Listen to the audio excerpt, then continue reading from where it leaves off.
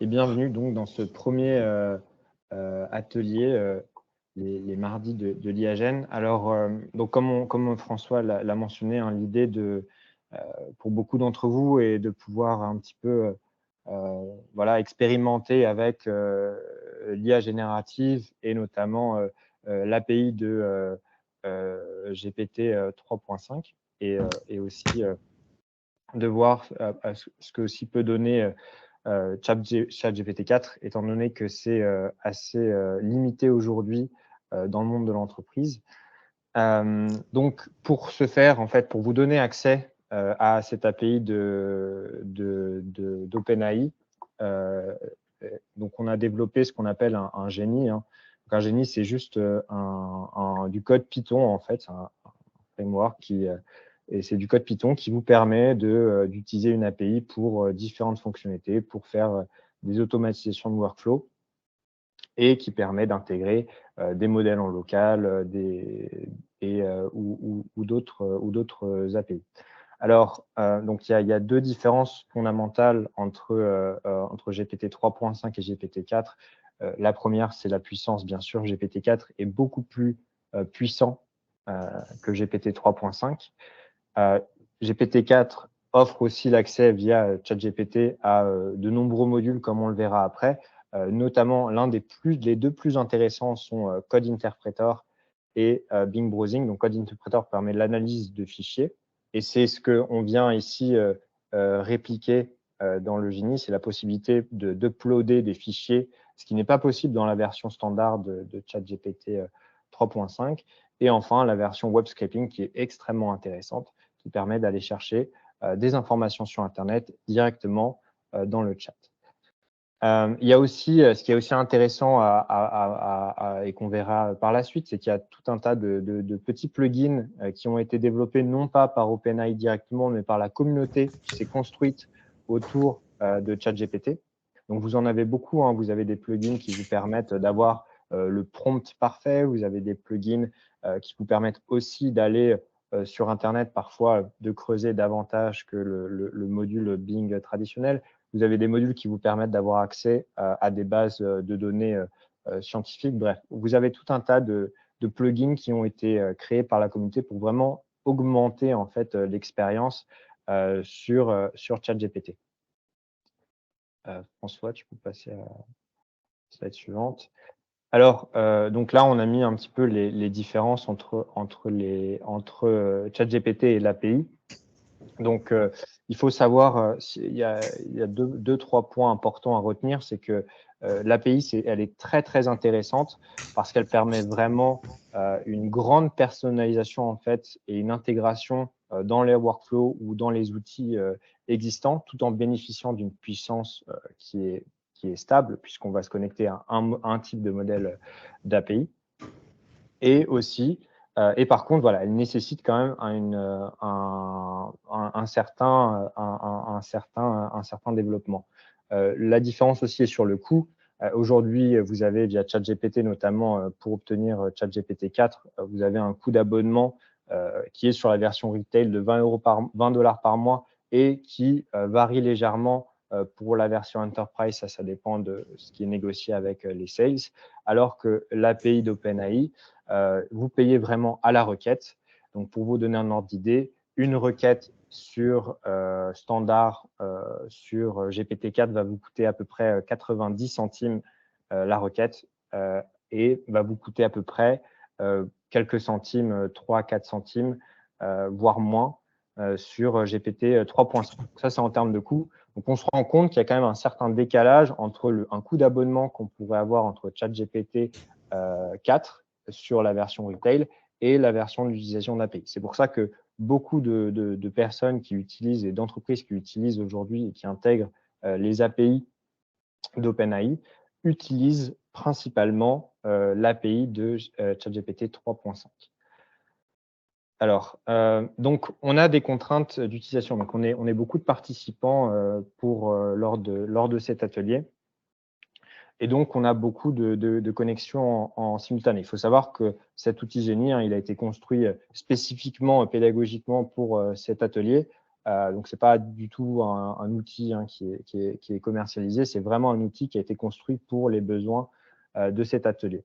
Donc, c'est pour ça qu'il peut y avoir parfois quelques latences, quelques bugs qui sont en fait dépendants du nombre de personnes en fait, qui vont se connecter. Donc, vous avez tous été divisés par groupe, ce qui permettra de diviser ça. Mais voilà, si vous avez un besoin de refresh ou que vous devez attendre un tout petit peu plus longtemps pour qu'une requête passe, c'est normal. C'est juste le fait qu'on soit beaucoup plus nombreux en fait que ce qu'on avait prévu initialement sur cet atelier. Alors, je vous ai aussi mis le coût par requête en fait sur les différentes requêtes pour que vous puissiez un petit peu vous rendre compte. Vos requêtes seront aujourd'hui qu'on fera seront, pour vous donner une idée, entre 1000 et 3000 tokens maximum par requête. Et à la toute fin, on verra pour un des groupes, on donnera le coût total pour un des groupes sur l'utilisation de l'API d'OpenAI pour que vous vous rendiez compte un petit peu de combien ça coûte. Alors, sur le déroulé de l'atelier maintenant, donc on va voir 6 étapes sur l'atelier. Donc d'abord, c'est un atelier pratique et interactif. Donc on va faire, je vous montrerai sur l'écran et puis ensuite vous pourrez le faire. Vous pouvez personnaliser vos requêtes en fonction de, je sais pas, un de vos besoins que vous avez ou une idée que vous avez en entreprise. Donc la première étape, ce sera un prompt simple pour créer une fiche de poste. Donc là, on va faire un prompt très basique. On va faire un premier prompt où vous serez libre de faire le prompt que vous voudrez. Et on fera un second prompt dans cette étape 1.1 avec quelques petites modifications, quelques petits ajustements qui peut-être permettront d'avoir un meilleur résultat. Ensuite, on aura l'étape 1B. Donc là, on fera un prompt élaboré. Donc, c'est plus les prompts qu'on voit aujourd'hui dans les automatisations. C'est ce à quoi ressemblent les prompts aujourd'hui dans les automatisations de workflow pour que vous puissiez voir la différence entre ce qu'on peut voir la plupart du temps en fait dans la version retail et ce que ceux qui aujourd'hui implémentent ces solutions-là font de manière beaucoup plus avancée et même qui l'automatisent parfois via une autre IA générative qui va bien remplir ce prompt. Ensuite, dans l'étape 1C, vous pourrez voir automatiquement la comparaison entre les deux résultats. En étape 2, vous pourrez mettre un CV, et j'insiste, on commencera par mettre un seul CV que vous analyserez et qui viendra analyser le CV que vous mettrez et le comparer par rapport à l'offre. Et enfin, dans l'étape 3, vous pourrez mettre plusieurs CV. Donc là, l'IA générative viendra analyser les 3 CV et viendra les comparer par rapport à la fiche de poste que vous avez mis. Alors, pour des raisons, encore une fois, de consommation de tokens, on vous demande de ne pas mettre plus de 3 CV simultanément parce qu'on on est limité sur le nombre de requêtes par minute qu'on peut faire dans le cadre de cet atelier. Donc, s'il vous plaît, ne mettez que 3 CV à la fois pour l'analyse. Et enfin, en étape 4, on verra ce à quoi ça ressemble si on utilisait ChatGPT 4 pour l'analyse de CV. Donc, on vous montrera ce à quoi ça ressemblera. Et si on a le temps, juste après, si on a encore un peu de temps, on fera un petit exercice où on ira scraper des candidats potentiels sur Internet. Donc, on se mettra en mode Headhunter, on va créer une fiche de poste et on demandera s'il y a des volontaires dans le public et on ira chercher, on demandera à l'IA générative via le plugin web browsing d'aller chercher leur profil sur Internet et de voir s'il est compatible par rapport à la fiche de poste qu'on aura générée. Donc, bien sûr, on aura la Q&A après et la synthèse. Voilà, François, si tu n'as rien à rajouter, je pense qu'on peut commencer. Je peux commencer à partager mon écran. Ouais, tout à fait. C'est parti. Okay. Donc, tout le monde est bien dans son atelier. Tout le monde a bien son atelier. Donc, hop, je vais partager mon écran. Hop. Alors, Pardon, ça veut dire quoi? Tout le monde est bien dans son atelier? Dans son groupe, pardon. Dans son groupe, excusez-moi. Sur l'interface web, est-ce que tout le monde s'est bien connecté en suivant le lien du mail? Ah, je ne me suis pas connecté encore. Ah non, pas moi. Alors, moi non plus. Il faut suivre le lien qui est indiqué dans votre mail. Ouais, voilà. d'accord. suivez bien le lien qui est indiqué dans votre mail. Donc, normalement, vous avez un lien et ça vous permet de faire le. Donc, normalement, ici, hein, vous avez votre. Tout en haut, vous avez votre slash groupe. Donc, vous avez votre identifiant de groupe. Alors, du coup, on va commencer. Donc, tout le monde voit bien mon écran? C'est bon? Oui, c'est bon. Oui. Donc là, voilà, je vous invite. Là, donc on va écrire un prompt. On va écrire génère-moi une fiche de poste. Et vous pouvez mettre la fiche de poste pour le poste que vous voulez. Je sais pas, là, on va mettre une fiche de poste pour un data scientist chez Banque Co. Voilà. On peut commencer à créer un prompt. On va faire un prompt très basique au début et on clique en dessous sur lancer la génération. Alors ici, hein, vous aurez un petit temps de chargement qui va varier en fonction bien sûr, qui varie en fonction du nombre de personnes qui sont dans chacun des groupes. Donc, faudra Alors, attendre. André-Louis, un mot sur ce qu'on voit, le code qu'on voit, tu peux expliquer ce que c'est? Oui, merci François. Donc là, ce que vous voyez, donc on a mis en visible un petit peu à quoi ressemble la requête qu'on vient envoyer en fait à l'API d'OpenIA. Donc là, vous voyez, c'est du Python. Ouais. C'est du Python. Donc ça, c'est du code Python. Il faut savoir que cette interface sur les automation workflow, c'est ça qui est vachement bien. Donc c'est ce qu'on appelle du framework. C'est le framework LangChain. C'est très peu de lignes de code. C'est très peu friand de lignes de code. Et donc, ça, c'est ce que lui va envoyer en fait dans l'API. Et donc ici, on a du coup un premier retour d'une fiche de poste qui a été générée. Alors, le retour va varier en fait en fonction des groupes et aussi en fonction du type de fiche de poste que vous avez généré. Et donc, vous aurez les différentes qualifications. On peut générer maintenant une deuxième requête. Et donc là, ce que je vous invite à faire dans cette deuxième requête, c'est de donner un tout petit peu plus de détails à l'intelligence artificielle. Donc peut-être de lui préciser. Ouais, André-Louis, pardon, est-ce que déjà savoir si tout le monde a pu utiliser ça? Est-ce que tout le monde a pu faire ça? Merci. Oui, c'est bon. Moi, je suis bluffé. Hein. Je suis bluffé rien que par ce qui sort là. Ok. Ok. Mais ça, on peut le faire aussi avec ChatGPT sans problème. C'est ce qui suit va être plus intéressant encore. Alors, je vous invite, comme on est beaucoup dessus et que les serveurs peuvent être un peu lents en fait en fonction des différents groupes, je vous invite à vraiment sauvegarder sur un Notepad ou sur un Word à côté vos outputs. Donc ici, vos prompts et vos outputs, donc copier-coller-les sur un Word au cas où, voilà, comme on est plus que prévu, qui sont connectés sur ces différents, au cas où il y a un souci et il y a besoin d'un refresh.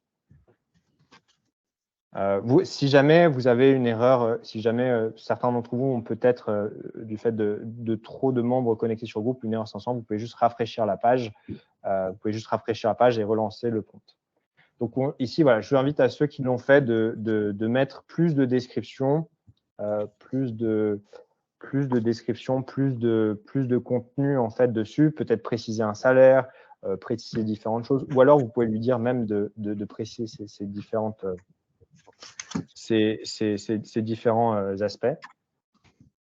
Et à la fin, vous lui mettez, ça c'est une bonne pratique à mettre, vous lui mettez n'hallucine pas. Toujours, ça c'est toujours une bonne pratique. Pourquoi? C'est parce qu'en fait, sinon il va se sentir obligé de vous répondre quelque chose, alors que si vous lui précisez de ne pas mentir ou de ne pas halluciner, vous allez beaucoup augmenter la pertinence de la réponse parce qu'il ne va pas se sentir obligé de vous répondre quelque chose pour vous répondre quelque chose. Ça m'est déjà arrivé d'avoir… Peut-être on va passer à l'étape suivante, André-Louis. Ouais. Voilà. Donc, pour ceux qui l'ont fait, sauvegardez bien ces résultats. Maintenant, on va passer à l'étape suivante. Français uniquement? Je vous recommande de le prompter en français. On a créé le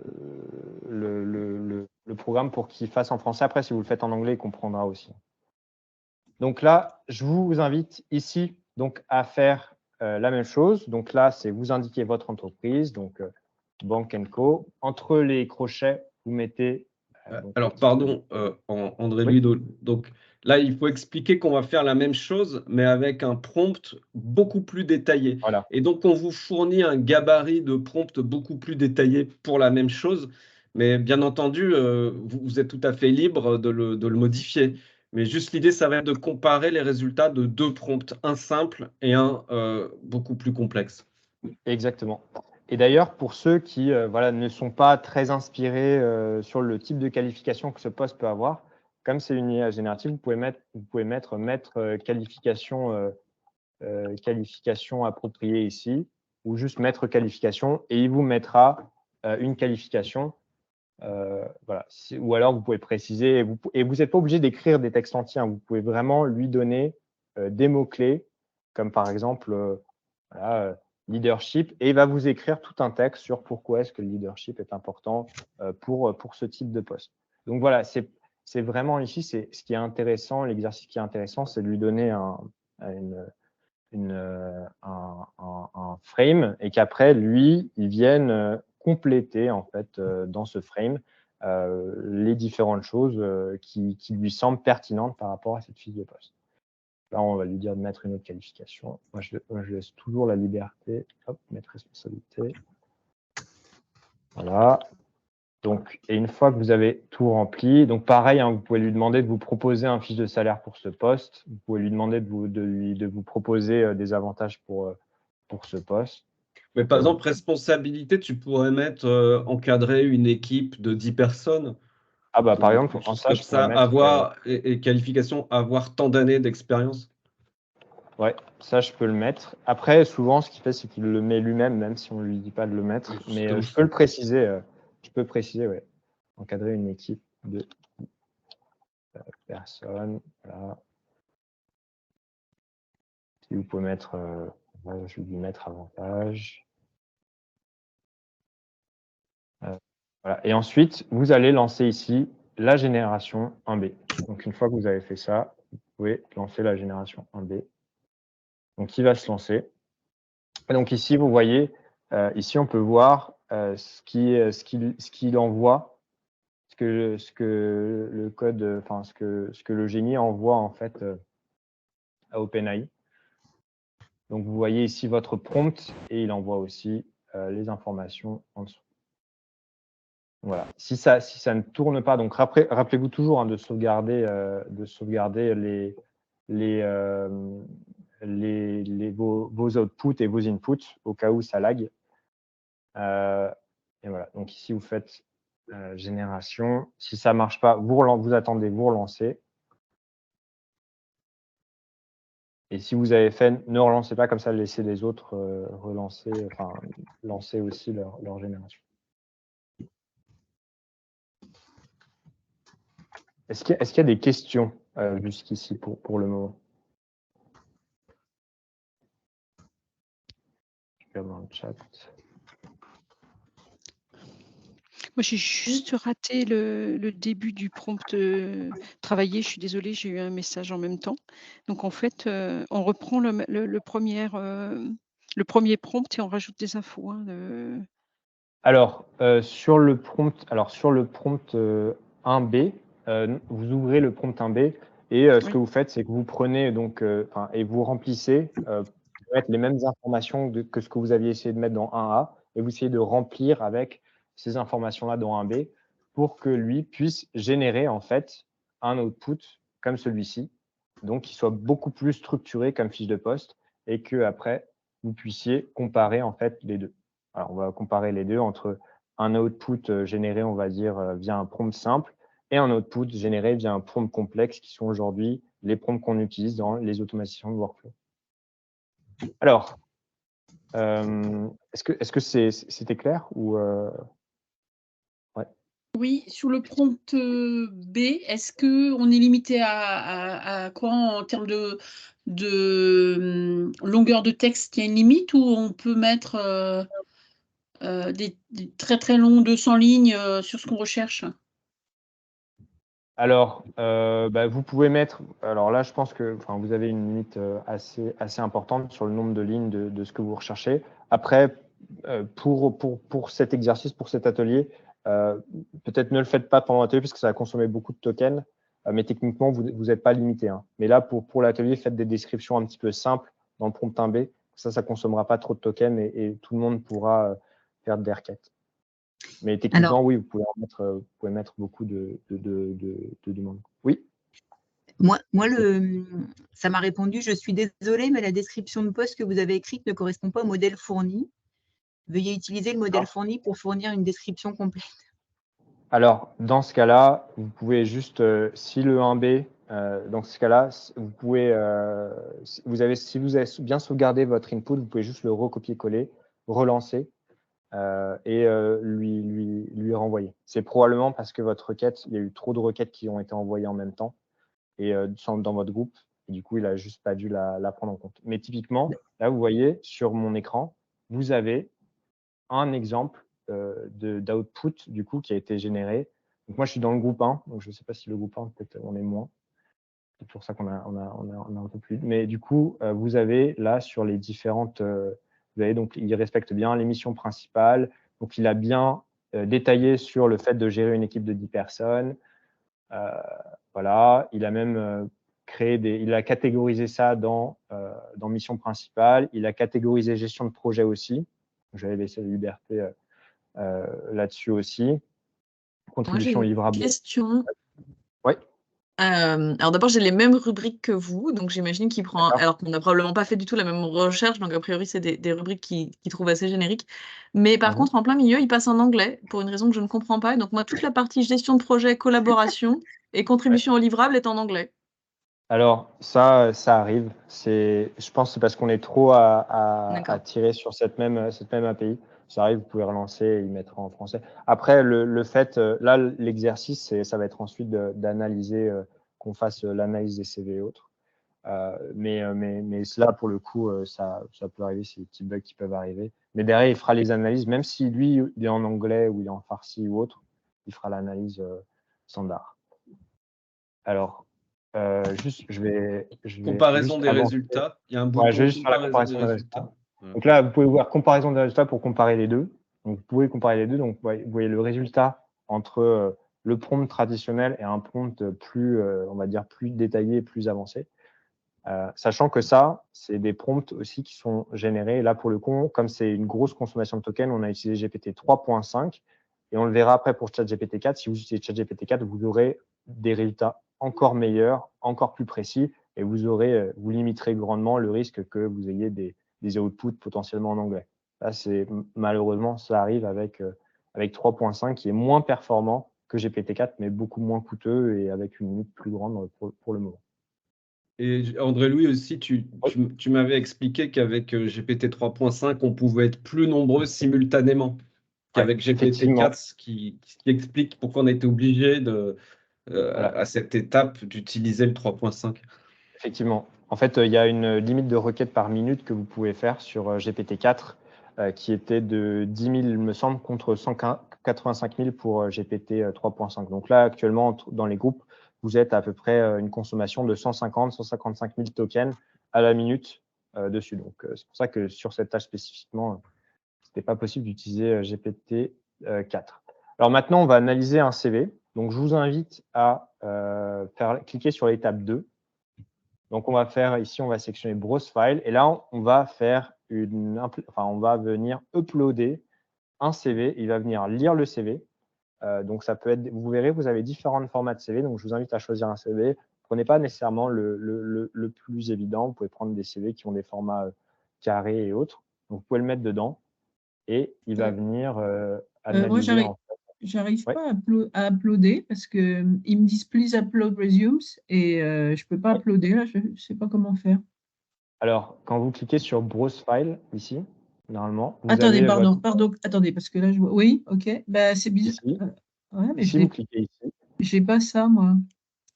Après, c'est possible que votre firewall d'entreprise puisse vous empêcher d'uploader des documents. Ouais, j'ai pas ça. Je sais pas comment il faut que je fasse. Donc, vous pouvez cliquer bien sur étape 2 pour ouvrir ici. Bah, c'est ce que j'ai fait. Hein, alors, attendez, je recommence.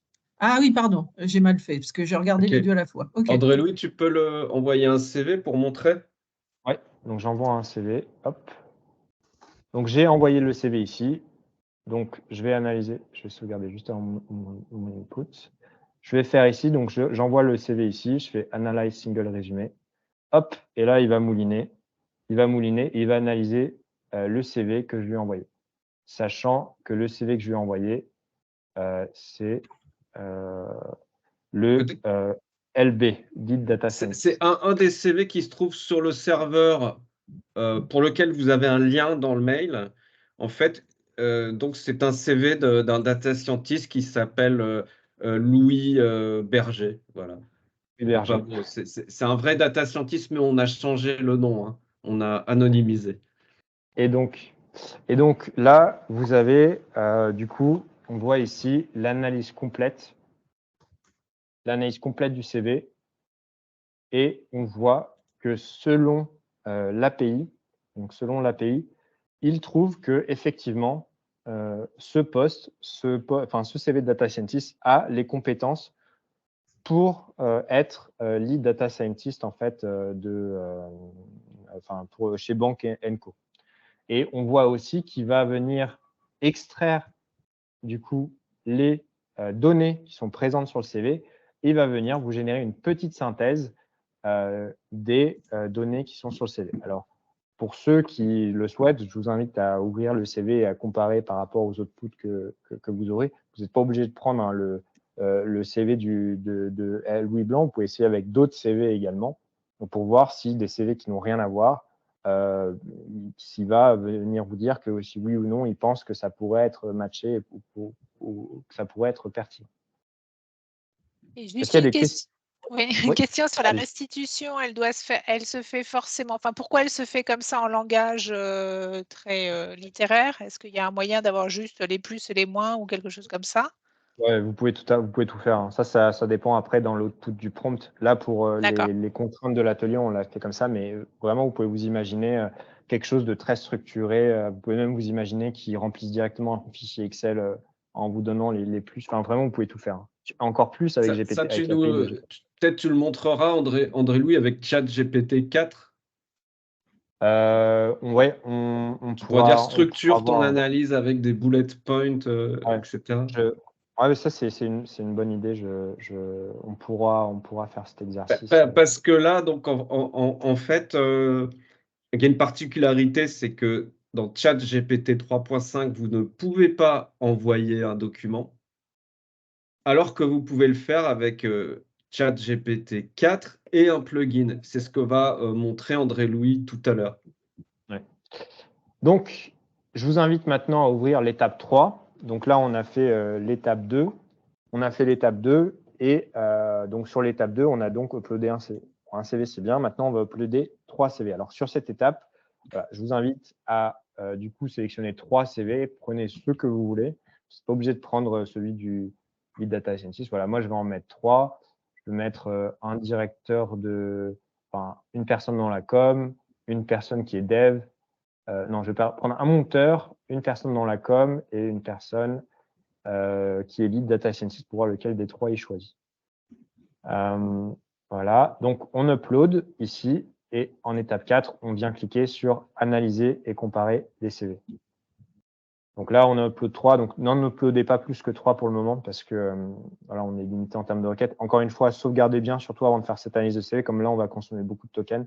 Sauvegardez bien vos outputs précédents au cas où vous ayez besoin de faire un refresh. Donc là, il vient, il mouline. Donc ça prend un peu plus de temps. On n'a pas de détails, par contre, sur le prompt que vous utilisez pour la comparaison. Vous pourrez voir à quoi ça ressemble.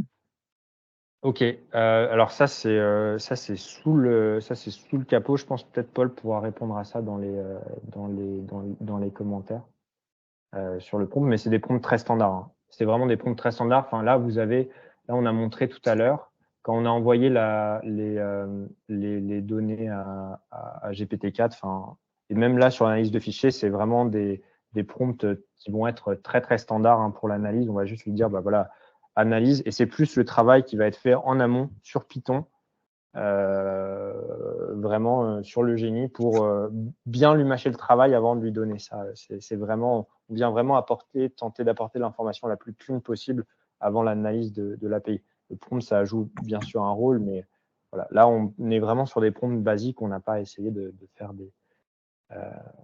des choses trop poussées. Alors, du coup, on a donc… Ah bah, j'ai pas mis celui de Data Scientist, j'ai l'impression. Si tu l'as mis, tu l'as mis. Ah, si, alors, tac. Alors, ici, c'est intéressant. Et ça, c'est du coup, ça, c'est un des inputs sur le Data Scientist. Alors, pour lui, il trouve que le deuxième CV, il challenge le deuxième CV, il dit oui, effectivement, il travaille bien dans plusieurs banques, mais il ne spécifie pas s'il a dirigé ou non une équipe, déjà dirigé ou non une équipe de 10 personnes sur ce poste. Et on avait mis que c'était donc un des requirements obligatoires. Donc ça, après, ça, vous pouvez ajuster ça en fait en fonction et vous verrez en fait en fonction de vos inputs et de la façon dont vous travaillez. Parfois, il vous dira que oui, c'est bon. Parfois, il vous dira que bah non, ça lui manque d'années d'expérience. Ça peut varier en fait en fonction aussi de la température, donc du degré de créativité que vous allez laisser en fait à votre API. Oui, on a une question. Oui, bonjour, merci. Jean-Philippe de Cassib. J'ai posé une question dans le chat à propos de l'extraction du texte des PDF. En fait, la question est relative à ça. Est-ce que dans l'API GPT-4, on lui envoie simplement le PDF ou il y a un pré-traitement pour aller déjà extraire le texte? Il y a un pré-traitement. Il y a toujours on fait toujours Enfin, Paul, je te laisse peut-être répondre. Peut-être que Paul peut répondre, ouais. Ouais, je vais répondre en micro, ce sera plus simple. Donc là, pour l'instant, ouais, il n'y a pas la possibilité d'envoyer des fichiers via l'API. Donc peut-être que ça arrivera dans un futur, mais pour l'instant, ouais, on est obligé d'extraire le texte et d'envoyer le texte à OpenAI. D'accord. Et avec votre expérience, l'extraction de texte d'un PDF, est-ce que ça marche bien à tous les coups ou il faut se méfier de tel ou tel piège? Non, ça marche très bien. Après, la mise en page est vraiment pas top, donc OpenAI, enfin le GPT peut avoir du mal à utiliser le texte, mais pour 99% des PDF, ça marche très bien, sauf ceux qui ont le texte caché. Là, ça peut poser problème, mais il y a d'autres possibilités pour extraire le texte. D'accord. Merci. Moi, j'ai une remarque à faire. Je suis très déçue parce qu'en étape 2, il avait l'air d'avoir du bon sens, c'est-à-dire qu'il y avait un CV qui correspondait, j'ai fait exprès, hein, qui correspondait au poste. Et en étape 3, quand il compare les trois, ah oui, puis il m'avait dit un tel ne correspond pas. Et en étape 3, en comparaison des 3 CV, il retient celui qu'il avait rejeté en étape 2 et qui ne correspond absolument pas aux spécifications qui ont été données. Donc là, je ne suis pas du tout convaincue, franchement. Autant j'ai trouvé que la description qui faisait du poste, enfin, du poste détaillé était bien faite au départ, mais après, je suis très déçue. Là, je trouve que c'est même dangereux par rapport aux candidats. Alors là, ça va vraiment dépendre de la qualité de l'intelligence artificielle. Donc là, comme on a pris sur cette étape-là 3.5, il n'est pas du tout, c'est pas de loin le plus performant pour ce genre d'analyse. Si vous prenez une API comme celle de GPT-4, vous aurez des résultats qui seront bien meilleurs. Là, pour l'atelier. Oui, mais il y a une éthique derrière, c'est-à-dire que ça veut dire que quand on analyse des CV, il faut prendre vraiment de très bons outils parce que il en va quand même de la carrière des gens, de leur avenir. Là, je suis un peu chamboulée parce que en étape 1, très bien. En étape 2, bon, l'étape 2, elle n'était pas facile. J'avais déjà pas mal. Enfin, j'avais une bonne description faite en étape 1 et en étape 2. Du coup, quand j'ai voulu rajouter des choses, je ne suis pas sûre que je l'ai bien fait. Ça, c'est une chose. Mais enfin, néanmoins, c'était quand même pas tout chamboulé. Et alors là, je ne comprends pas ce qu'il a fait. Franchement. C'est pour ça aussi, la qualité de l'IA générative est très importante. C'est pour ça aussi, typiquement, si vous essayez de faire ça aussi avec des modèles en local aujourd'hui, vous aurez des résultats qui ne seront pas qui seront pas satisfaisants. Aujourd'hui, pour des choses, pour des automatisations sensibles, il est principalement recommandé d'utiliser l'API de GPT-4 parce qu'effectivement, GPT 3.5, vous pouvez avoir une trop grosse variance en fait, sur les résultats, et surtout quand il s'agit de traitement, par exemple, de synthèse sensible, parce que là, ce qui est intéressant, c'est de prendre des documents et de générer des synthèses sur ces documents, surtout si après, ça peut potentiellement avoir une valeur légale.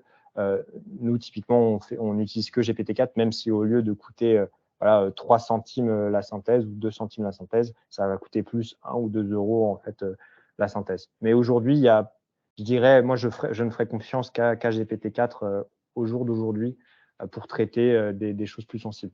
GPT 3.5, ça peut être intéressant pour extraire du texte, mais ça non, mais là, si vous voulez, c'était objectif que le CV qu'ils ont retenu n'était absolument pas dans les clous par rapport à celui qu'ils ont rejeté. Donc là, il y a un vrai problème, quoi. Si, J'ai une question. est-ce que je peux juste... D'autres questions? Ouais, profiter parce que ça rejoint le même sujet, mais en fait, ça me questionnait. Il y a 15 jours, on a eu une intervention dans mon entreprise sur les sujets IA et éthique, notamment du Chief of Police de la Commission européenne qui bosse sur la production de l'IA Act et qui nous détaillait les différents cas qui seraient autorisés, interdits, réglementés, et dans les cas à très haut risque, et dont la nécessité de réglementer sur les critères de qualité des rendus allait être très élevée, il citait le cas de l'analyse des CV. Qui, a priori, dans le futur texte, serait classé dans la rubrique application de l'IA à haut risque, et donc avec une nécessité de critères de qualité très très élevés sur ce type d'usage très précisément. Donc, à venir, il faut imaginer qu'il ne sera pas recommandé ou applicable dans une entreprise d'utiliser juste un truc lambda pour le faire, et qu'a priori, dans ce cas très précis d'usage, il faudra avoir un outil dont les critères de qualité ont été audités par des externes, quoi. Je ne sais pas si vous avez un peu de vue sur ces sujets-là, mais je rebondis parce qu'en fait, on a eu cette réunion et j'ai dû recevoir l'invitation pour cet atelier 2 jours après. Donc je me suis dit, ah bah tiens, voilà un cas d'usage qui avait été déjà décrit sur l'utilisation des CV, quoi. Non, effectivement, c'est une très bonne remarque, et c'est pour ça il faut être très vigilant sur le genre d'IA générative qui sont mises en place lors de ces automatisations. Alors juste, je vais prendre la dernière question, et après on va voir à quoi ressemble GPT-4 aussi. André-Louis, je suis tout à fait désolé, je dois absolument vous quitter pour raison perso là, donc je laisse le Teams tourner pour l'enregistrement, mais je ne suis plus là. Voilà, je suis là par la pensée. Bonne fin d'atelier à tous. Merci beaucoup, à bientôt. Merci. Bonsoir. Merci, bonsoir. Bonjour Gabriel Pragère, j'avais une question pratico-pratique. Dans cette situation où il demande en quelque sorte de choisir, en tout cas d'opérer un tri et de mettre en ordre, dans la mesure où c'est une IA générative, je comprends bien qu'elle ne fera jamais le même texte, mais en termes de tri, est-ce qu'elle mettra toujours avec la même input, le même CV en avant en premier? Alors, c'est une très bonne question. Alors, ça va dépendre de plusieurs facteurs. C'est impossible de dire toujours. C'est impossible de dire toujours parce que voilà, il y aura toujours sur 1000 itérations, il y en a forcément une qui statistiquement sera en dehors du champ. Par contre, vous pouvez vachement réduire en fait la variance dessus en utilisant des IA génératives qui sont très performantes comme GPT-4. Et de là, vous pouvez vraiment limiter. Après, il faut savoir que, selon mon opinion, à mon avis, sur certains domaines un peu critiques, c'est pas encore possible de faire des automatisations totales de ces workflows, même avec GPT-4. Et c'est pour ça que c'est plus, on va dire, sur un format d'accompagnement et d'aide à l'analyse. Après, il faut avoir quand même un être humain qui vient le faire. Et ce que vous pouvez aussi faire, c'est que dans le code Python, vous pouvez lui mâcher pas mal le travail, et même dans le prompt après, vous pouvez lui donner, là on lui a donné aucun critère spécifique sur lequel il voulait voir, le prompt est très simple, hein. Mais après dans le prompt en lui-même, vous pouvez lui donner des critères, vous pouvez lui dire de pondérer certains facteurs, donc vous pouvez vous-même créer votre propre grille d'analyse. Typiquement, un exemple, c'est que une bonne pratique qu'il y a à faire, c'est de lui dire, voilà, tu pars sur une base 100, attribue 30 points sur 100 à l'expérience de la personne sur le CV, attribue 20 points sur 100 à, je ne sais pas, le type d'entreprise dans lequel il était, attribue 50 points sur 100 dessus. Et en fait, grâce à ça, vous allez lui donner une grille en fait, pour que lui puisse derrière effectuer son analyse et en fait, mettre en place et vous donner un output qui soit, voilà, que vous puissiez plus contrôler, quoi. Et ça marche typiquement, ça marche très bien avec GPT-4. D'ailleurs, je vais vous montrer ce que ça donne avec ChatGPT-4. Parce que je vois qu'il est déjà 47. Comme ça, vous pourrez voir pour ceux qui n'ont pas vu.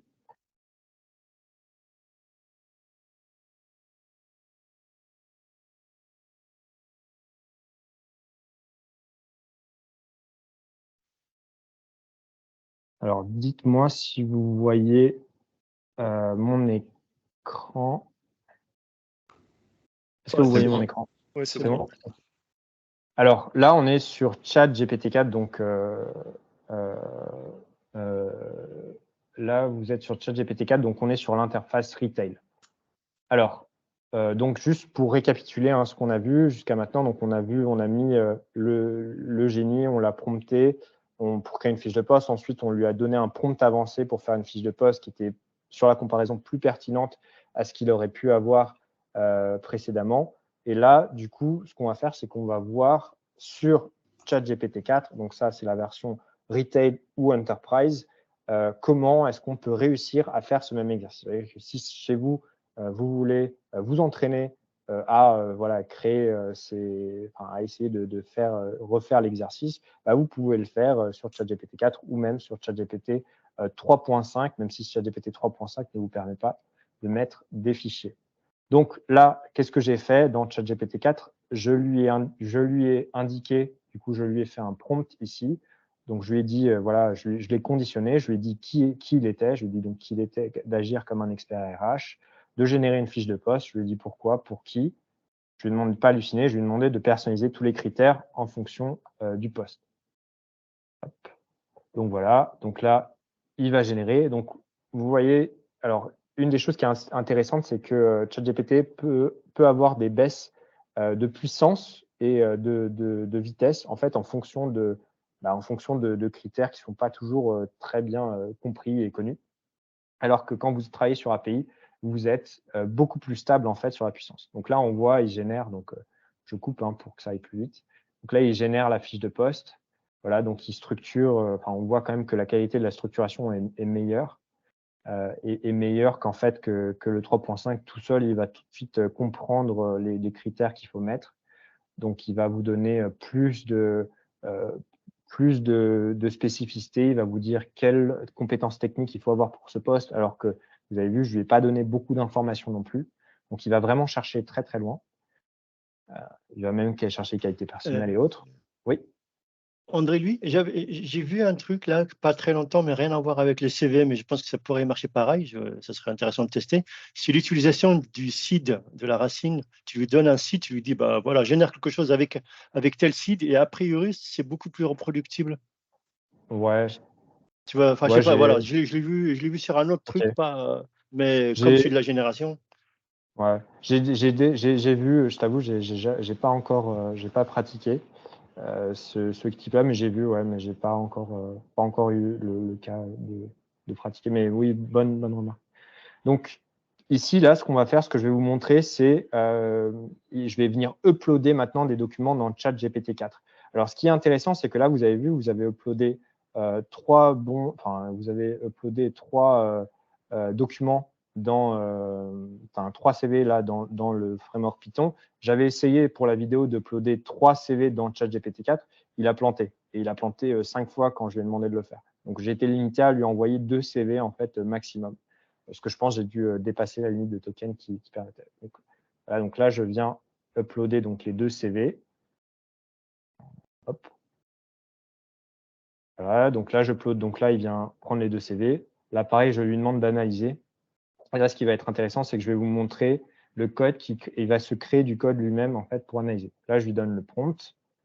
Il dit voilà, va droit au but, n'hallucine pas, pour éviter qu'il radote un peu trop. Donc là, il réfléchit. Donc, il comprend. Hop, il commence à lire le contenu du premier CV. Donc là, il a lu le contenu du premier CV des 2 CV. Et il trouve que les 2 CV sont longs et complexes. Et donc, il va essayer de il se donne des critères lui-même d'analyse sur ses CV. Donc, vous voyez, moi, mon prompt était très simple. Je vais juste demander d'analyser, je ne vais pas donner plus d'informations que ça. Et lui, il s'est dit, ça risque d'être trop long de procéder à une analyse pure et dure. Donc, je vais me donner 5 critères. Donc, il se donne lui-même 5 critères. Donc, il se pré-prompte lui-même. Donc, vous voyez, il y a plusieurs actions dans un seul prompt. La puissance de ChatGPT 4. Et ensuite, il commence par analyser uniquement le CV de Louis Blanc. Donc là, voilà à quoi ça ressemble. Et donc, en fait, pour l'analyse, il va créer lui-même du code Python. Donc, c'est comme s'il créait lui-même son propre génie pour venir analyser, en fait, le CV. Donc là, vous voyez, il est en train de le créer. Et en fait, ça, c'est ce qu'on a répliqué dans le génie. C'est ce qu'on a répliqué et c'est ce qui vous permet, en fait, d'implémenter, d'utiliser l'API de 3.5 pour pouvoir le faire et pas avoir à passer par le retail. Donc là, vous voyez, hop, donc il vient extraire les différentes mentions, etc., les rôles. Donc voilà, il crée toutes les fonctions. Regarde, il crée toutes les fonctions en fait spécifiquement pour les critères qui s'étaient donnés plus tôt. Hop, là on voit dans les résultats ce qu'il a extrait. Donc toutes les données qu'il a extrait, il extrait tous les mots-clés. Et en fait, il va vous montrer, il va vous expliquer comment il a raisonné. Alors, et du coup, là, il vous montre ce qu'il a extrait avec les commentaires de ce qu'il a extrait. Donc là, il repère que donc du coup, voilà, c'est un CV. Il va repérer le nombre de fois que ça a été cité dans un CV, le type de poste qu'il a fait. Il vous donne une synthèse en fait de ces différents éléments. Et ensuite, il analyse le CV de Vincent et il remarque que il ne mentionne pas en fait tout un tas de mots-clés. Donc, il se dit, ah tiens, ce CV, il n'est pas forcément cohérent par rapport à un poste de data senior. Alors, et du coup, là, il vous met en synthèse sa conclusion sur la base de ces informations extraites et en tenant compte du poste responsable data senior. Voilà, il vous dit que le poste de Louis Blanc est plus avancé en fait dedans. Donc là, il vous donne son analyse et ça, il a fait ça en moins de à peu près 8000 tokens à peu près. Donc ça, si vous deviez faire cette requête-là via API de GPT-4, ça vous coûterait entre 90 centimes et 1 euro de la faire.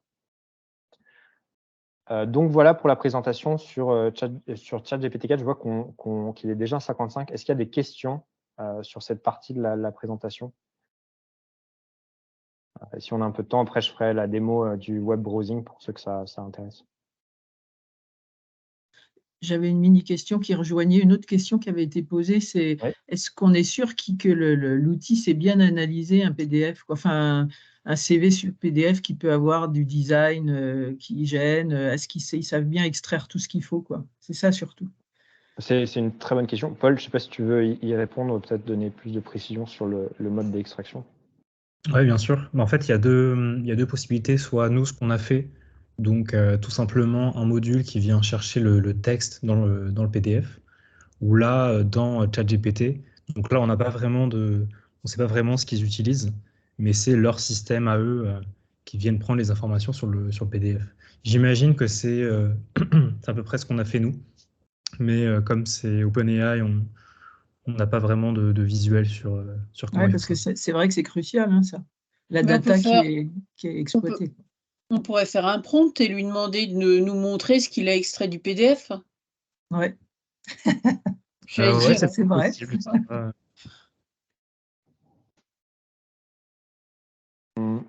Ok. Est-ce qu'il y a d'autres questions? Je crois que Mounir a une question. Oui, bonjour. Est-ce qu'on peut coupler avec ce qu'on appelle des agents, des multi-agents? C'est-à-dire, est-ce qu'on ne pourrait pas lui faire jouer le rôle pour évaluer des CV d'un responsable RH, d'un responsable prescripteur technique qui évaluerait l'adéquation du profil, comme ça se passe dans la réalité, où il y a une première couche d'analyse par le service RH, puis le CV est analysé par le service technique si on recherche un data scientist. Est-ce que vous avez déjà exploré cette piste-là? Oui, bien sûr. Ça, c'est Paul, je ne sais pas si tu veux donner plus de je vais répondre détails. À ça. C'est exactement nous ce qu'on fait pour pas mal de cas d'usage. Là, on a simplifié pour l'atelier, mais sinon, il faut essayer de… En fait, quand on utilise des IA génératives, il faut essayer de vraiment réduire au maximum leur devoir et l'output qu'on doit recevoir. Donc, par exemple, faire différents agents et noter, par exemple, sur tel ou tel critère, au lieu de demander directement de comparer plusieurs CV. Donc, ouais, clairement, en fait, pour des vrais cas d'usage, on essaie vraiment de comparer des prompts. Et en fait, ça met vraiment du temps pour avoir un résultat consistant et vraiment efficace. Est-ce que tu pourrais peut-être expliquer ce qu'est un agent pour ceux qui le savent pas? En fait, un agent, c'est un peu comme une requête où on lui dit, d'ailleurs, c'est ce qu'on a fait pour l'atelier, on lui dit d'abord dans le système, tu es un responsable RH ou tu es un développeur ou je ne sais quoi, enfin, ça dépend de la requête. Et du coup, pour chaque activité, on doit vraiment limiter l'IA et lui dire exactement ce qu'elle doit faire. Donc, on appelle ça un agent parce que c'est vraiment une IA qui est spécifique sur telle ou telle tâche. Enfin, en tout cas, c'est la personne qui fait le prompt qui lui définit vraiment sa tâche. Merci Paul. Est-ce qu'il y a d'autres questions? Je vois qu'il est déjà 18 h. S'il y en a qui souhaitent rester après pour voir je ne sais pas s'il y en a qui souhaitent rester pour voir comment le web browsing marche. On peut rester 5-6 minutes de plus, comme on a fait le truc. Okay. Donc il y en a quelques-uns, je vois, qui sont volontaires pour rester. Oui, je suis assez curieux. Ok, d'accord. Bon, bah, on va faire le module de web browsing du coup. On va le faire en live. Alors, est-ce qu'il y a quelques volontaires qui veulent bien du coup se porter volontaire et donner leur nom? On va générer une fiche de poste et on va aller voir si l'IA générative est capable de vous trouver sur Internet et de voir si votre profil est adéquat par rapport à une fiche de poste. J'ai juste besoin de 3 volontaires. Je prendrai les 3 premiers noms dans le chat.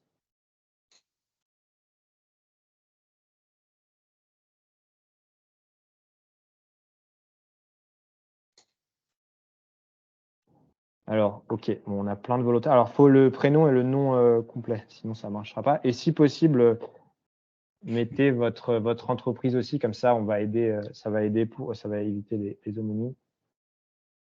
Hop. Barack Obama. Alors, hop, on va. Alors, je vais juste lui demander. Alors, on va générer. Quel genre de fiche de poste vous voudriez qu'on génère? Allez, le premier ça peut être n'importe quoi, ça peut être président de la République si vous voulez. Direction des achats de l'État. Ok, on a quoi? Alors, dites-moi un poste que vous voudriez qu'on lui. Développeur low code. Ok. Alors, attendez, je crois qu'on avait manager achat IT en premier. Ok, alors on va mettre manager achat IT. Génère. Tout le monde voit mon écran? Bon. Oui. Oui. Pour manager achat IT. Hop. Ok, donc pendant qu'il génère, je vais trouver les 3 premiers noms complets qui avaient été envoyés. On a Jean-Philippe Zavrin Cassib. Parfait. Hop. Tac. Alors, on a Alexia Davezac du CEA. Hop. Tac. Et enfin, qui c'est qu'on va prendre en troisième? Donc là, vous voyez, donc ça, je me suis mis en module web browsing en haut, donc vous pouvez repérer que c'est web browsing. Alors ça, vous pouvez le faire via l'API. Il suffit juste d'intégrer un bon module un bon output de scraping et vous pouvez donner accès à Internet à l'API. Et Ludovic Gibert, non, on va mettre, non, il y avait Gabriel Prager avant, de GRDF. Hop. Voilà, alors, hop. Et on va lui demander du coup d'aller chercher, alors c'est live, je analyse ces 3 profils Et on lui donne pas, on fait exprès de pas lui donner on va lui faire exprès de lui complexifier la tâche. On va pas lui donner directement de page LinkedIn et autres. On va voir s'il est capable tout seul, en cherchant sur Google, de vous retrouver. Et là, tu lui mets des virgules, des parenthèses, tout ça pour le nom de l'entreprise, il s'en fiche. Tu n'as pas besoin de formater le. Non, on fait exprès. Je vais faire exprès de rien formater du tout, juste pour voir la puissance brute en fait de GPT-4. D'accord. Mais c'est trop possible. Et moi, lequel. En fait, GPT-4 il est tellement puissant. Pour autant, quand on utilise l'API de GPT 3.5, c'est très puissant aussi, hein, l'API de GPT 3.5. Mais si elle est bien promptée, en fait, si elle est bien promptée, si vous lui machinez bien le travail. Pour autant, la version retail de ChatGPT 4, non seulement elle est déjà pré-promptée, mais en plus, l'IA est tellement puissante qu'en fait, il peut vous faire des choses assez impressionnantes. Et dis-moi, lequel est le meilleur pour ce poste? Ne tergiverse pas. Bonne un candidat. N'hallucine pas. Voilà. On va voir ce que ça donne avec ça. Je veux juste dire qu'il y a un expert RH. Vous voyez, je fais pas forcément d'efforts sur le prompt. Je mets pas de choses particulières à part lui dire de il pas va répondre. browser sur les pages, sur des balises, sur tout type d'information. Sur tout type d'informations possible. Hier, quand on a fait des tests, il a même browsé sur les pages LinkedIn. Alors, je ne sais pas comment il a réussi à faire parce que souvent, les pages LinkedIn en fait, empêchent les robots. Comment tu as fait pour passer en web browsing sur l'interface? Alors, c'est en haut. Alors, attendez, il y a juste l'un d'entre vous s'il peut enlever son micro. Anache, je crois que c'est… Ouais. Merci.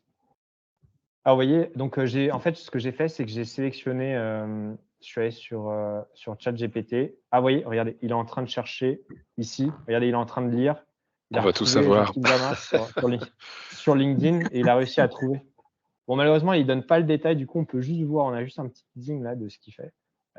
Donc, je ne pourrais pas vous donner le détail sur d'autres plugins. Je pourrais vous donner le détail, mais bon, là, on a pris Bing pour les… Mais regardez, en fait, ce que j'ai fait, c'est que je suis allé ici.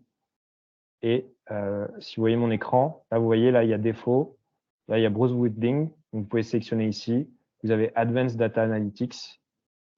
Et vous avez aussi DALL-E, donc vous pouvez générer des logos aussi, si vous voulez. Bon, ça, on verra ça peut-être dans un atelier futur. Vous avez les plugins. Donc, ça, c'est les plugins dont je parlais, développés par la communauté autour de ChatGPT. Donc, ça, tout ça, c'est développé par des développeurs indépendants et qui sont intégrés dans ChatGPT. C'est pour ça qu'il a autant d'avance, en fait, c'est qu'il a toute une communauté autour qui travaille et vous avez tout un tas d'applications qui sont développées. Donc, ça, vous avez Wolfram Alpha, vous avez Scholaria. Bref, alors revenons ici. Alors, donc, ça y est, il a fini d'analyser les 3 postes. Alors, on a une hallucination ici. Alors, non, c'est bon, j'ai l'impression que c'est bon. Alors, vous me dites ceux qui étaient dessus, si c'est bon. C'est pas mal, ok. Ouais. C'est bon, ok. Il Alexia, tronque quand même pas mal, hein. Il s'est arrêté à 4 ans. Non, moi, il hallucine pas mal en fait sur le poste actuel, là, pas du tout en fait. Ok, lui, il est à côté. Ouais. D'accord. Donc, on en a un sur 3 qui est à côté. Gabriel, est-ce qu'il est à côté ou pas? Non, je pense qu'il est assez juste. Je suis en train de lire en diagonale, mais oui. Il récapitule au début, et c'est à peu près ça. Ouais. Et après, il dit que j'ai… Qu'est-ce qu'il dit? Il n'y a pas d'expérience en achat IT. Oui, c'est tout à fait juste. Ouais, pour moi, c'est pareil. Ouais, c'est bien, ouais. Alors, en fait, là, il tronque beaucoup aussi. C'est parce que comme ChatGPT est limité en fait sur le nombre de tokens qu'il peut analyser, il va vraiment venir, même pas, il se challenge. C'est pour ça aussi, c'est intéressant de créer plein d'agents pour qu'il vérifie bien qu'il ait bien la bonne information.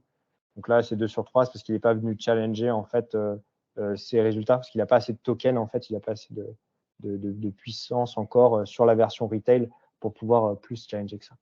Alors, si on regarde, on a une légère inclinaison en faveur de Gabriel Prager en raison de son expérience substantielle dans l'architecture d'entreprise sur les projets de grande envergure.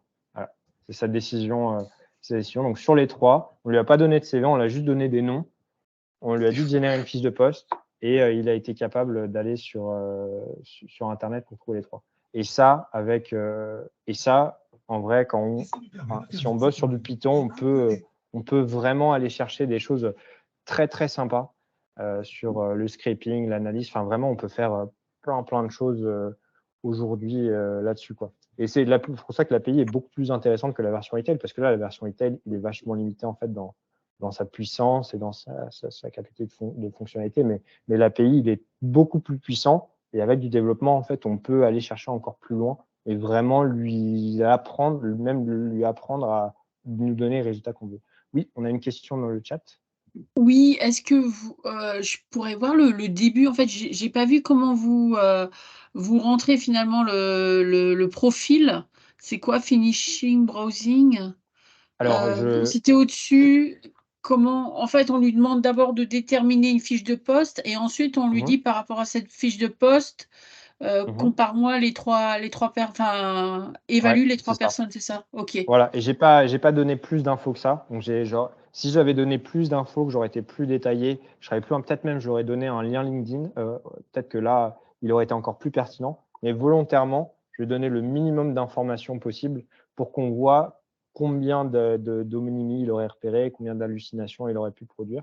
Et en fait, on se rend compte qu'il est quand même assez proche du résultat avec le minimum d'informations en fait possible. C'est la puissance de GPT-4 et ça va aller qu'en montant. Oui. Ouais, c'est bluffant. Ouais. Qu'est-ce qui fait qu'il hallucine pour un des profils et pas les autres? Enfin, alors là, en fait, c'est qu'il a dû trouver un de vos homonymes, tout simplement en cherchant. Okay. Donc là, c'est plus sur la fonction browsing. En fait, une IA générative, tout votre travail, ça va être de lui amener de l'info la plus clean possible. L'output, il dépend directement de votre input que vous lui donnez. C'est la plus grande leçon, en fait, de ce que nous, on a appris en bossant sur ces différents cas d'usage. Et en fait, tout le travail, il n'est pas tellement que ça sur le prompt. Bien sûr, ça aide d'avoir des prompts et on peut même là lui demander de générer, faire un tableau. Tenez, je vais lui demander créer un tableau avec ces structures. Alors, je vais demander structure, ces résultats sous forme de tableau organisé. Voilà. Là, hop, on va voir s'il comprend. Ouais, c'est bon, il a compris. Donc là, il va me générer un tableau et voilà, comme ça, voilà, il m'a structuré ça un peu mieux. Donc ça, vous voyez, il peut faire des choses un peu plus complexes. Là, par contre, ça va être sur le browsing, ça va être plus le plugin Bing qui lui a envoyé sur un homonyme en fait. Donc là, vous voyez, je crois que quelqu'un avait eu cette question-là sur est-ce qu'on peut les structurer la réponse de oui, on peut faire. Vous pouvez même générer des words. On peut même. Nous, on a bossé sur même la génération de slides. On bosse pas mal dessus. Donc en fait, on lui demande de coder en VBA directement sa réponse et hop, il nous sort des slides directement préfaites avec toutes les informations dont on a besoin en fait dedans, quoi.